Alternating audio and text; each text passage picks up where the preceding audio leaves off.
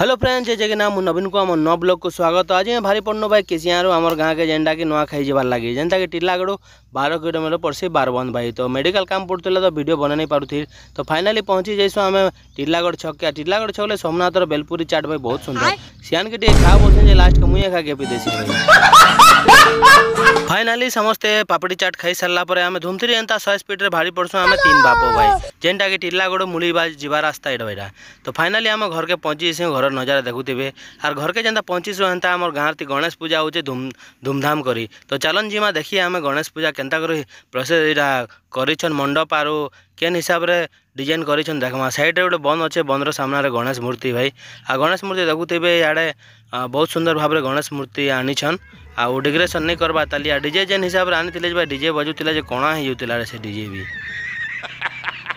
तो फाइनाली इे एम्पली रे 4टा बॉक्स बजाबा लगे रेडी करुसन जेनता बासी भाई आम पिला टुकेल मैंने देखुवे जेन हिसाब से नाचा नाची पागल हो।